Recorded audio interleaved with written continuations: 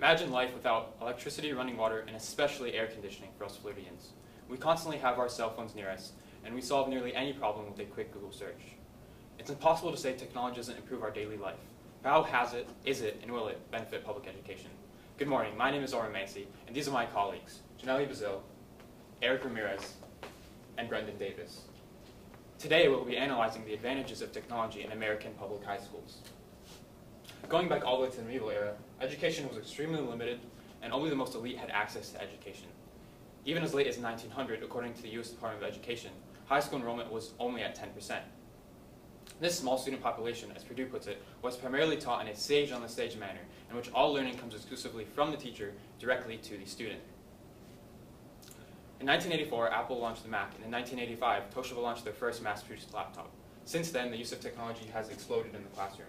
As seen in this graph by Quality Education Data, in 1984, the number of students per computer was well above 120, while less than 15 years later, in 1996, this number was less than 10. It has further decreased since then.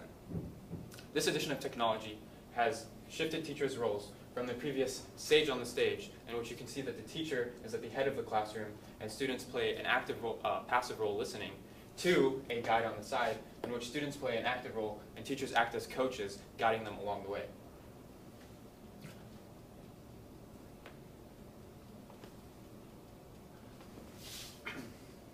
This addition of technology, including learning games, has altered learning to that even more decentralized. For example, Kahoot, the king of game-based learning and one of the fastest growing, has 21 million, more than a third of K through 12 students using it on a monthly basis. Often, the very foundation of learning methods has been all but replaced by these technologies and other interactive programs, such as Khan Academy or YouTube, rather than the previous teacher-centric lectures. Again, shifting teachers' roles to one that is much more decentralized than that of the pre-technology era. This shift has altered school spending.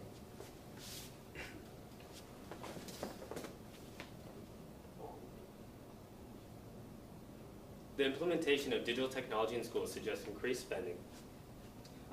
Although the implementation of digital technology in schools suggests increased spending, actually supports the school's budget while simultaneously increasing the quality of education for students. The FEMA Center for Domestic Preparedness states that by removing traditional paper course materials from approximately 40% of its courses, the CDP saves $100,000 on average a year in production costs. The reduced utilization of paper allows schools to save money on paper and printing with the use of digital technology. This chart shows the cost of tablets from 2011 through 2015. So tablets cost $489 in 2011, $386 in 2012, and $263 in 2015. There is a large decrease in prices across tablets throughout the course of 4 years.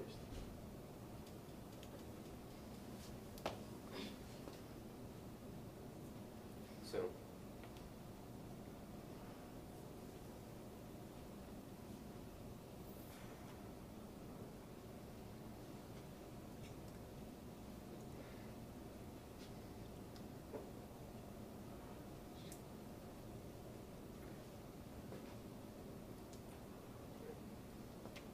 now to Eric.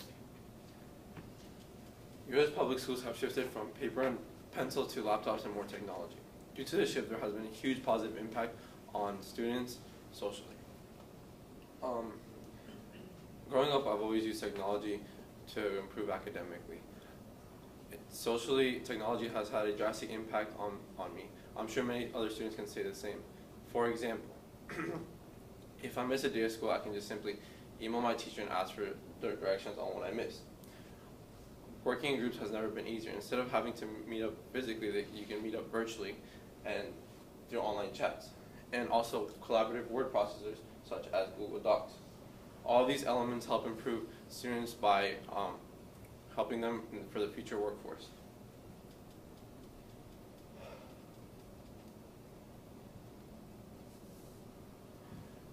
As Felix Ortiz has stated, many millennials, and certainly those younger than them, have never known a world not dominated by technology and the internet revolution. Students have always been exposed to a variety of group work where communication is essential. This communication helps blend in collaboration, blended learning, and self-paced curriculum, causing higher engagement between students and becoming better engaged with communication.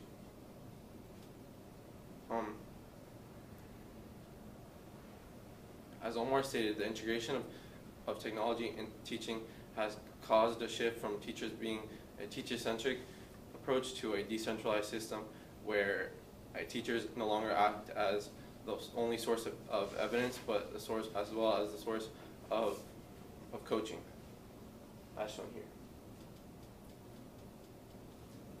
As Eric stated, digital technology has provided a way for students to learn increased communication skills. Students can be better prepared for the future through the teaching of skills that will enhance their readiness for careers, especially in the STEM field. A 2015 report issued by the Education Test Services, also known as the ETS, revealed there is an evident disconnect between what students are taught and what careers are now requiring. This evident disconnect is known as a skills gap. The ETS has proven in order to solve this, as students are open to things such as high salaries and how their personalities match to careers in the STEM field, these prominent skill gaps can be extinguished by the year 2020. According to the video, Technology in Education by Paul Hamilton, digital technology in the classroom has the potential to enhance future work and social skills, such as creativity, communication, and collaboration. These skills have been proven to be essential in students who decide to pursue a career in the science, technology, engineering, and mathematics field. Researchers have also predicted that by 2020, there will be an increase in students who decide to pursue a career in the STEM field. For example, there is a projected 62% increase in students who will decide to become biomedical engineers.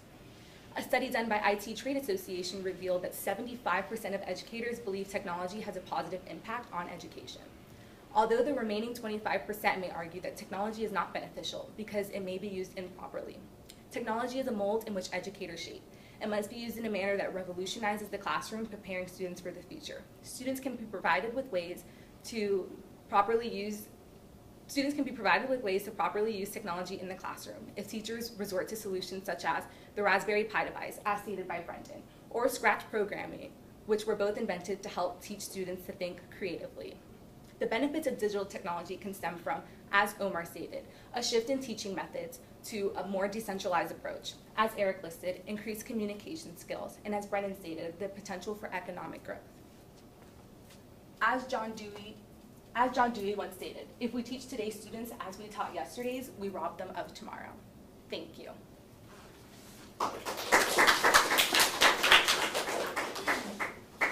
What questions do you have on the benefits of technology in the classroom?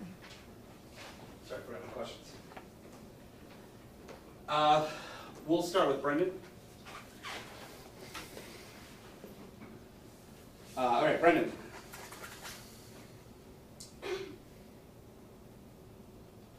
Tell me, what's one way that you benefited from other team members during this project? One way that I benefited was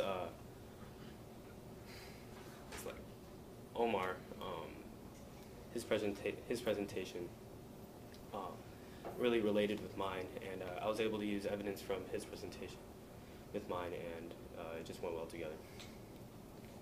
All right, thank you. Janelle, you're next.